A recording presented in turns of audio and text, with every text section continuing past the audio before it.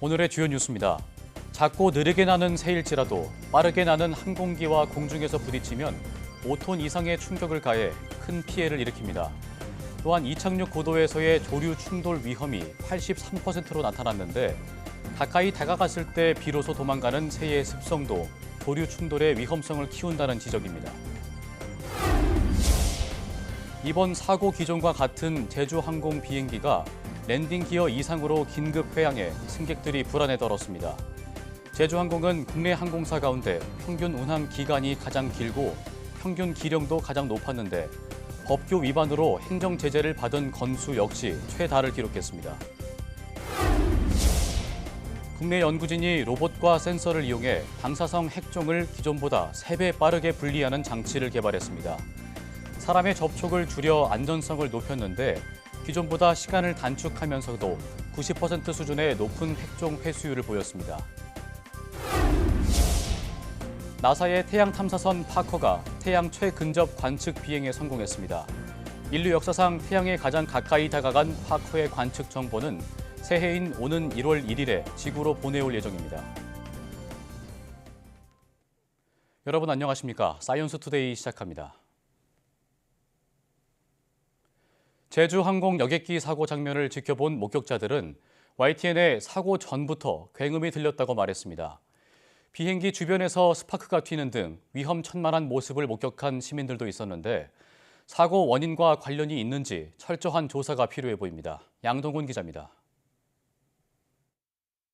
무안공항 담벼락을 들이받은 비행기는 사고 전 이미 한 차례 착륙을 시도하다 실패한 뒤 2차 착륙 시도 과정에서 사고가 났습니다. 특히 목격자들은 평소에는 듣지 못한 굉음을 들었다고 입을 모았습니다. 비행기가 착륙하는 과정에서 흔히 발생하는 소음이 아니라 이상한 소리가 들렸다는 겁니다. 새소리가 탱탱탱 나. 무슨 비행기가 저런다냐 속으로 그랬어요. 굉음을 듣고 깜짝 놀란 시민들은 밖으로 몰려나와 상황을 지켜봤습니다. 이 과정에서 비행기 동체 쪽에서 스파크가 튀는 등 위험천만한 모습들도 목격했다고 말했습니다. 소리 날 때마다 쪽 엔진 쪽에서 스파크가 크게 터지면서 한 번씩 팡팡 하더라고요. 이렇게 이상 비행을 이어가던 여객기는 착륙 과정에서 속도를 줄이지 못한 채 활주로를 벗어나 담벼락과 충돌했습니다. 시민들이 목격한 굉음과 스파크가 사고 원인과 관련이 있는지 철저한 조사가 필요해 보입니다. YTN 양동훈입니다. 국토교통부가 무안국제공항 여객기 사고의 원인으로 조류 충돌을 지적하는 데 대해 추가 조사가 필요하다는 입장을 내놨습니다. 국토부 측은 조류 충돌로 항공기 사고가 난 사례는 갖고 있지 않다며 이번 사고 원인이 조류 충돌인지 다른 원인인지 복합적인 요인은 조사하고 밝혀지리라 생각한다고 설명했습니다. 이어 이번 사고 외에 동체 착륙이 이뤄진 사례에 대해선 90년대 초에 대구공항에서 발생한 사고가 마지막이었다고 답변했습니다. 또 사고 당시 무안공항에 조류 충돌 예방 인력은 모두 4명이 근무했다며 이 중 1명은 야외에서 근무 중이었다고 설명했습니다. 당시 기상 상황은 양호했던 것으로 보이는데 국토부 측은 풍향 110도 방향에서 불어오는 바람이 2노트로 활주로 양방향 사용이 가능한 수준이었다고 밝혔습니다. 무안공항에서 발생한 참사와 관련해 최상목 대통령 권한대행 경제부총리 겸 기획재정부 장관이 1월 4일까지를 국가 애도기간으로 정했습니다.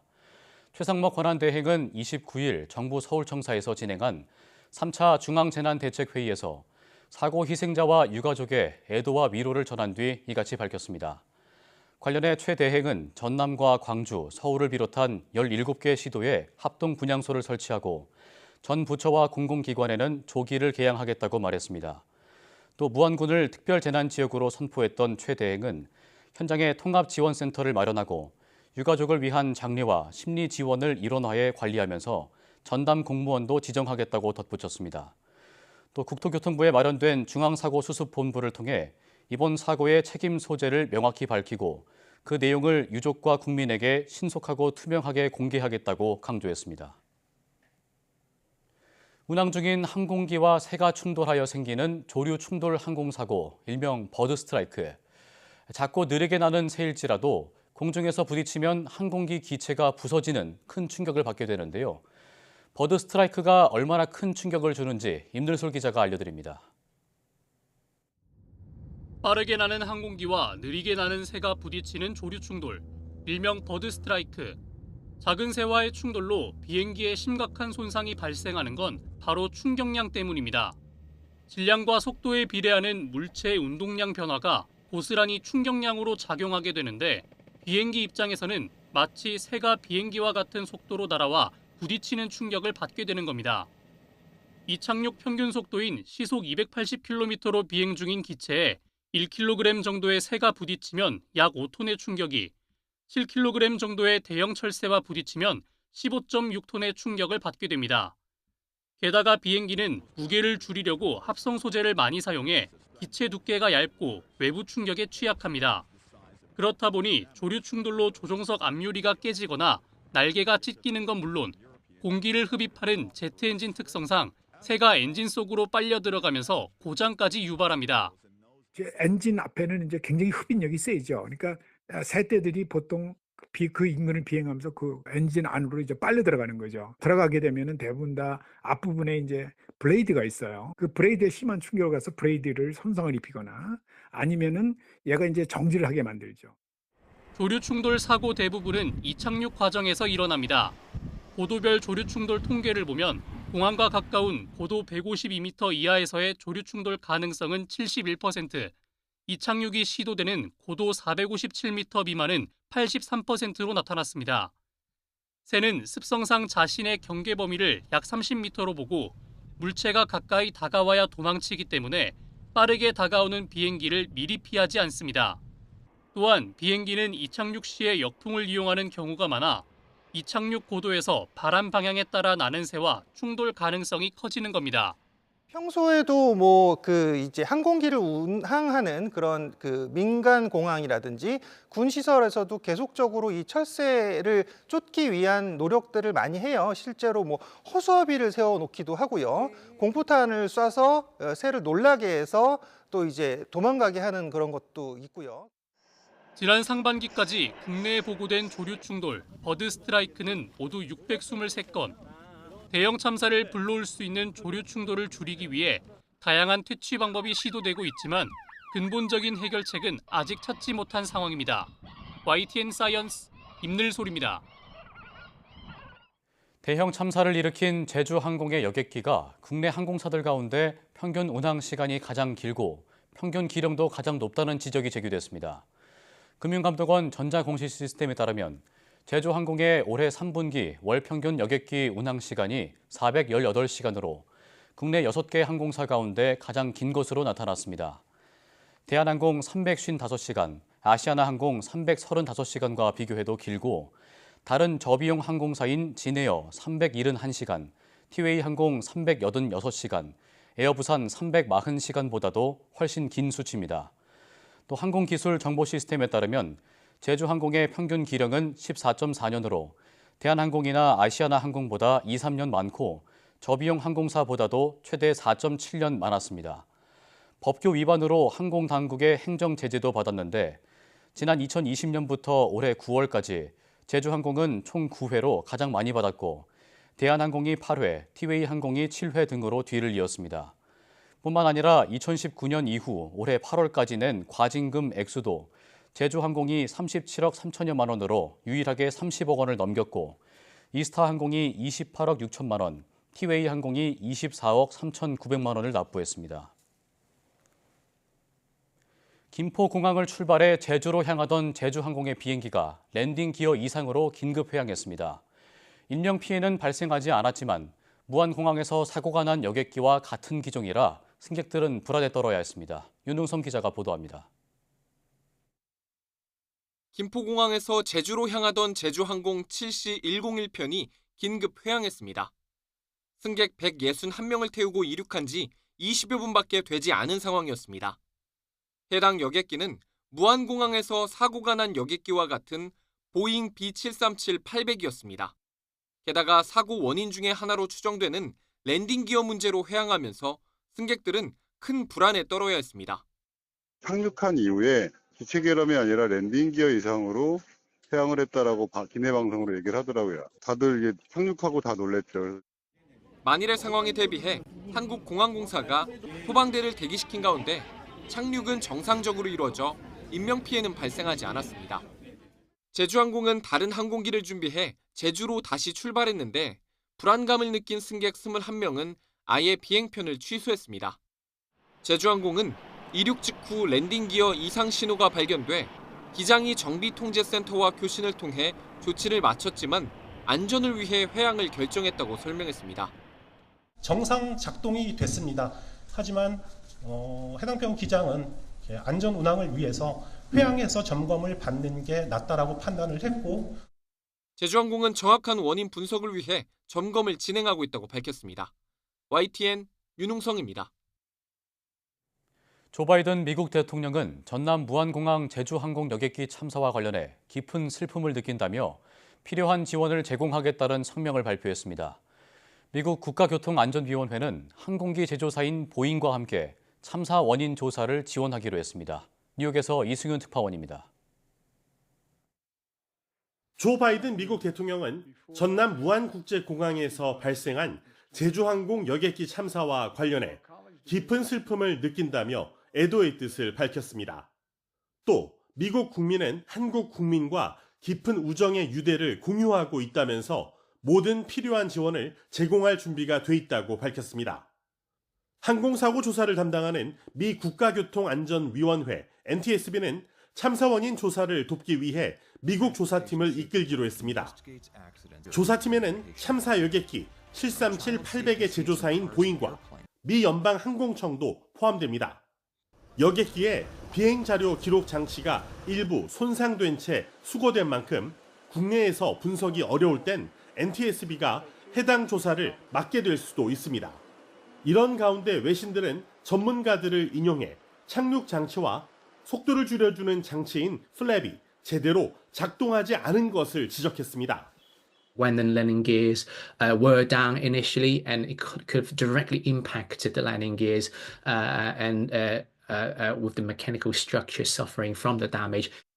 반면 착륙 장치를 내리거나 동체 착륙을 하는데 시간이 더 필요했다며 조종사들과 관제탑 대응이 적절했는지 살펴봐야 한다는 지적도 나왔습니다.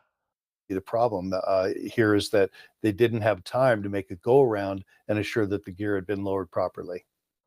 외신들은 정확한 사고 원인이 규명되는데 적지 않은 시간이 걸릴 것으로 내다봤습니다. 실제로 지난 2013년 3명이 숨졌던 아시아나항공의 샌프란시스코 착륙 사고의 경우도 원인 조사 보고서가 나오기까지 11개월이 걸렸습니다. 뉴욕에서 YTN 이승윤입니다. 무안국제공항에서 발생한 제주항공 여객기 참사의 원인이 정확히 규명되지 않은 가운데 사고 기종인 737-800을 제조한 보잉이 신뢰도에 또 한 번의 타격을 입게 됐다고 영국 더타임스가 보도했습니다. 더타임스는 이번 참사가 보잉의 신뢰 문제를 드러냈던 올해 1월 5일 알래스카 항공 여객기의 동체 일부 이탈 사고 이후 약 12개월 만에 다시 발생했다는 점을 지적했습니다. 당시 미국 오리건주 포틀랜드 국제공항을 이륙한 보잉 737 맥스 여객기는 약 5,000m 상공에서 창문과 벽체 일부가 뜯겨나가 비상 착륙했습니다. 179명이 사망하는 최악의 참사가 된 이번 사고와 달리 당시에는 기적적으로 사망자가 발생하지 않았습니다. 그러나 앞서 189명의 사망자를 낸 2018년 인도네시아 라이온 에어 여객기 추락 사고, 157명이 사망한 2019년 에티오피아 항공 여객기 추락 사고에 이어 다시 737 맥스 기종에서 결함이 발생했다는 점에서 보잉이 제조상의 문제를 해결할 역량이 부족한 것 아니냐는 의문을 확산시켰습니다.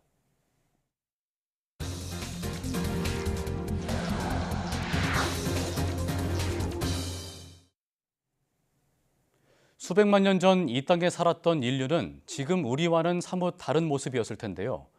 중국에서 30여 년 전 발견된 두개골 화석들을 복원한 결과 100만 년 전 살았던 남성과 여성으로 나타났습니다. 영상으로 함께 보시겠습니다. 툭 튀어나온 이마에 깊은 눈, 오뚝한 코와 다부진 입까지 지금으로부터 100만 년 전 중국 후베이성 일대에 살았던 남성의 모습입니다. 그 옆에는 100만 년 전 여성의 모습인데요. 한눈에 봐도 조금 전 남성보다 더 부드러운 인상입니다. 중국 연구진들이 1989년과 1990년 중국에서 발견된 두개골 화석을 복원해 공개한 건데요. 컴퓨터 이미징 기술로 찌그러져 있던 화석의 본래 구조를 찾았고요. 8년에 걸쳐 피부 질감과 머리카락 등 얼굴의 세부적인 특징까지 재현했습니다. 복원된 모습을 통해 이 화석들은 아프리카에서 기원해 중국까지 뻗어나간 호모 에렉투스로 밝혀졌는데요. 호모 에렉투스는 현생 인류의 직계 조상인 호모 사피엔스와 3만 년간 공생하기도 했습니다. 학계에선 호모 에렉투스가 호모 사피엔스의 조상, 그러니까 현생 인류의 더 오래된 직계 조상일 수도 있다고 보고 있는데요. 이번 화석 복원 연구가 아직 베일에 쌓여 있는 인류 진화 과정에 공백을 채워줄 단서가 될 것으로 기대됩니다. 인간이 보낸 태양 탐사선이 새 기록을 세웠습니다. 미 항공우주국 나사의 태양 탐사선이 태양 최근접 관측 비행에 성공했습니다. 황보선 기자가 보도합니다. 미 동부 시간으로 26일 자정이 가까운 시각, 태양 탐사선 파커 솔라 프로브가 지상 관제팀에 신호를 보내왔습니다. 임무를 마친 후 살아있다고 알려온 겁니다. Last night about 11:50 p.m. Eastern Time, we got back a green beacon. 탐사선이 이른 지점은 태양 표면에서 611만 5,507km 떨어진 대기층인 코로나 쪽. 인류 역사상 최근접 기록입니다. 크리스마스 이브였던 지난 24일, 이 사명을 완수한 직후 지상 관제팀과 통신이 끊겼지만 결국 무소식이 희소식이 됐습니다. 파커 탐사선은 오는 1월 1일 자세한 데이터를 보내올 예정입니다. What we got yesterday was the confirmation that it survived. And what we'll get coming soon is the actual data from the flyby. So it continues to excite. 2018년 발사된 파커 탐사선은 2021년 4월 코로나 상충부를 통과하는 비행에 처음으로 성공한 뒤 근접 비행 기록을 경신해 왔습니다. 지난해 9월과 올해 3월엔 태양 표면 기준 고도 726만 킬로미터까지 다가갔습니다. 이 탐사선은 지금까지 만들어진 우주선 중 속도가 가장 빠른 데다 섭씨 1370도의 열을 견딜 수 있도록 제작됐습니다. YTN 황보선입니다. 방사성 폐기물은 방사성 물질을 포함하는 만큼 신속하고 안전한 처분이 매우 중요한데요. 국내 연구진이 로봇과 센서를 이용해 방사성 핵종을 기존보다 3배나 빠르게 분리하는 장치를 개발했습니다. 박나영 기자입니다. 방사성 폐기물은 방사능의 강도에 따라 저준위, 중준위, 고준위 폐기물로 나뉩니다. 준위별로 적절한 보관 장소와 처리 방법을 고르려면 먼저 폐기물의 종류부터 알아야 하는데 이를 위해서는 방사성 핵종 분석이 필수입니다. 방사성 폐기물 안에 어떤 종류의 방사성 물질이 들어있는지 또 얼마나 위험한지를 검사하는 과정이 필요한 겁니다. 핵종 분석 과정은 크게 시료를 준비하는 전처리, 시료에 시약을 투입하는 분리, 방사능을 측정하는 계측, 총 3단계로 나뉘는데 각 과정에 걸리는 시간은 방사성 물질의 특성에 따라 조금씩 차이가 있지만 짧게는 수분에서 수시간, 길게는 며칠까지도 소요됩니다. 국내 연구진이 이 중에서 분리 과정에 걸리는 시간을 약 3배 단축한 장치를 개발했습니다. 첫 번째 핵심은 액체 취급 로봇으로 사람이 방사성 시료와 접촉하지 않고 로봇이 시약을 투입합니다. 그런 다음 시약 반응으로 분리된 시료는 각각 구분돼 다음 계측 과정으로 이동합니다. 로봇 덕분에 시료가 잔류하거나 막힐 우려가 있는 밸브를 전혀 사용하지 않을 수 있게 되었고 또한 방사성 시료와 접촉하는 구성품을 손쉽게 교체할 수 있어서 교차 오염 가능성을 원천 차단할 수 있습니다. 두 번째 핵심은 분리용기 상단에 있는 작은 센서입니다. 이 센서는 시약이 모두 들어갔는지 감지하고 핵종이 분리되거나 흡착되는 과정이 끝났는지를 즉각 알려줍니다. 분리용기 내부의 흡착제 상태를 실시간으로 알려주는 센서 덕분에 핵종을 더 정확하게 분리할 수 있게 된 겁니다. 실험 결과 기존보다 핵종을 3배 빠르게 분리하면서도 약 90% 수준의 높은 핵종 회수율을 보였습니다. 이 자동화 장치를 향후에 현장에 적용함으로써 현재 연구원에 많은 양을 보관 중인 임시 보관 중인 방사성 폐기물 드럼을 보다 빠른 시간 내에 분석을 함으로써 연구진은 이번 연구로 방사성 폐기물을 더 효율적으로 분석할 수 있는 기술적 돌파구가 마련됐다고 밝혔습니다. 나아가 고준위 폐기물에도 적용할 수 있도록 추가 연구를 진행하고 기술 상용화에도 도전한다는 계획입니다. YTN 사이언스 박나연입니다. 올해 비대면 진료 누적 건수가 1,100만 건에 달한 것으로 조사됐습니다. 원격의료산업협의회가 비대면 진료 이용 행태를 통계내봤더니 여드름과 아토피 등 피부 질환이 전체 비대면 진료의 22%를 차지했습니다. 또 감기, 몸살, 비염 등 경증 질환이 16%, 탈모 12%, 당뇨와 고혈압 등 만성 질환이 10%로 나타났습니다. 협의회는 특히 감기나 알레르기성 비염이 느는 환절기인 3, 4월과 9, 10월에 비대면 진료 이용이 증가했다고 설명했습니다. 윤 대통령에 이어 권한대행을 맡은 한덕수 국무총리 탄핵 소추로 전국은 혼돈을 거듭하고 있습니다. 반도체 특별법 등 처리가 시급하다고 평가받는 주요 법안은 뒷전으로 밀리고 비상한 시국을 풀어나갈 여야정 국정협의체도 표류하고 있습니다. 정인용 기자입니다. 지난 26일 국회 산업통상자원 중소벤처기업위원회 소위원회 회의가 한 달여 만에 열렸습니다. 밀린 법안들을 심사하기 위해서였는데 여기엔 반도체 기업 재정 지원과 근무 시간 유연화를 골자로 하는 반도체 특별법도 포함됐습니다. 하지만 민주당이 헌법재판관 임명 보류를 이유로 한덕수 총리 탄핵을 추진하면서 회의는 중단됐고 연내 처리는 어렵게 됐습니다. 비상계엄과 대통령 탄핵 등으로 한 달여 만에 열린 회의에 산업계 기대가 컸지만 결국 빈손으로 끝난 겁니다. 반도체법 세부 내용 가운데 R&D 인력의 주 52시간 예외 규정을 두고는 여야 시각차가 큰 데다 대치 전국도 더 가팔라져 언제 다시 회의가 잡힐지 또 조율이 될지는 미지수입니다. 반도체 연구개발 종사자에 대한 주 52시간 근로제 완화 조항을 민주당이 반대하고 있어 법안 처리가 지연되고 있습니다. 해외 경쟁 기업들은 필요하면 심야에도 연구에 몰두하는데 첨단 산업 전력 수요 대응을 위한 전력망 확충 특별법이나 고준위 방사성 폐기물 특별법 역시 결론을 내지 못하고 해를 넘기게 됐습니다. AI 기본법이나 단톡법 폐지안, 예금자 보호법 등 일부 이견 없는 법안들만 처리됐을 뿐입니다. 여기에 국정수습 역할을 맡게 된 여야정 국정협의체는 한덕수 총리 탄핵으로 첫발조차 떼지 못해 향후 협치 정국은 더 불투명해졌습니다. 내란의 지속 내지는 내란 잔당들의 준동이 계속되고 있다면 내란 극복의 이후 차후 과제보다 그 내란의 진압이 먼저다. 헌법재판관 임명이라던가 특검 수용이 빠른 지체 없이 이루어져야만 권한대행의 대행이라는 불안한 체제 속에 주요 경제 현안은 뒷전으로 밀리는 모양새입니다. 추가 국무위원 탄핵 가능성도 배제할 수 없게 되면서 거듭된 전국 혼란으로 산업계 위기감은 더 커질 거란 우려 섞인 전망이 나옵니다. YTN 정인용입니다.